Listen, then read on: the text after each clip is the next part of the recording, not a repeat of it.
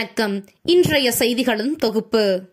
Chennai Maurice ஹோட்டலில் முன்னாள் அமைச்சர் செந்தில் பாலாஜி அவர்களை KMDK பொதுச் செயலாளர் ER ஈஸ்வரன் MLA அவர்கள், மாநில இளைஞரணி செயலாளர் சூரியமூர்த்தி மற்றும் நிர்வாகிகள் உடன் மரியாதை நிமித்தமாக நேரில் சந்தித்து உடல்நலம் விசாரித்தனர். கோவை மேற்கு மாவட்டம் சர்க்கார் சாமக்குளம் ஒன்றியம் சாமநாயக்கன் பாளையம் அருள்மிகு விநாயகர் மற்றும் மகாலட்சுமி அம்மன் திருக்கோவில் நிகழ்ச்சியில் கொங்கு பண்பாட்டு கலைக்குழு சார்பில் கோவில் திடலில் வள்ளிக்கும்மி அரங்கேற்றம் நடைபெற்றது. சிறப்பு அழைப்பாளராக KMDK கோவை கிழக்கு மாநகர் மாவட்ட செயலாளர் தனபால் மற்றும் நிர்வாகிகள் கலந்து கொண்டனர். இலங்கையில் நள்ளிரவு 12 மணி முதல் பழைய விசா நடைமுறை அமல்படுத்தப்படும் என அதிபர் அனுரகுமார திசநாயக்க அறிவிப்பு. பழைய நடைமுறைப்படி 24 மணி நேரத்திற்குள் விசா பெற்றுக் கொள்ள முடியும். VFS நிறுவனத்திற்கு விசா வழங்கும் வசதி வழங்கப்பட்டதால் வெளிநாட்டினர் சிக்கலை எதிர்கொண்ட நிலையில் நீதிமன்ற தீர்ப்பை அடுத்து புதிதாக பதவியேற்றுள்ள இலங்கை அரசு நடவடிக்கை. மதுரை போன்ற தென் தமிழ்நாட்டின் ஒரு சில பகுதிகளில் இன்று முதல் மழை பெய்ய வாய்ப்புள்ளதாக தனியார் வானிலை ஆர்வலர் பிரதீப் ஜான் தகவல். கடந்த சில நாட்களாக வெயில் சதமழித்த நிலையில் இந்த மழையால் குளிர்ச்சியான சூழல் உருவாக்கும் எனவும் தெரிவிப்பு. நாமக்கல் குமாரபாளையம் வெப்படை அருகே சந்தேகத்திற்கு இடமான வகையில் கண்டெய்னர் லாரி ஒன்று வந்துள்ளது. நிற்காமல் சென்ற அந்த கண்டெய்னரை காவல்துறையினர் துரத்தி சென்று மடக்கி பிடித்துள்ளனர்.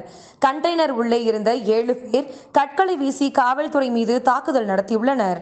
போலீசாரை தாக்கிவிட்டு தப்ப முயன்ற கொள்ளையர்களில் ஒருவரை போலீசார் என்கவுண்டரில் சுட்டுக் கொன்றனர். கொள்ளையர்கள் தாக்கியதில் குமாரபாளையம் காவல் ஆய்வாளர் தவமணி, உதவி ஆய்வாளர் ரஞ்சித் காயமடைந்தனர். பிடிபட்ட லாரி ராஜஸ்தானை சேர்ந்தது. லாரிக்குள் இருந்த காரில் நம்பர் பிளேட் இல்லை. கண்டெய்னரில் கொள்ளையடிக்கப்பட்ட பணம் ரூபாய் 66 லட்சம் இருந்ததாக தகவல். 5 பேர் கைது செய்து ஒருவர் தப்பியோட்டம். கேரள மாநிலம் திருச்சூரில் ATM-இல் இருந்து கொள்ளையடிக்கப்பட்ட பணம் என காவல்துறை தகவல். மெய்யழகன், பேட்டராப், ஹிட்லர், தேவரா, தில்ராஜா, சட்டம் என் கையில் ஆகிய 6 படங்கள் ஒரே நாளில் வெளியாக உள்ளன.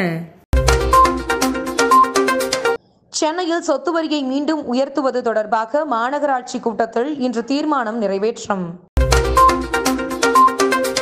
பல்வேறு துறைகளைச் சேர்ந்த தொழிலாளர்களுக்கான குறைந்தபட்ச ஊதியத்தை உயர்த்தியது மத்திய அரசு.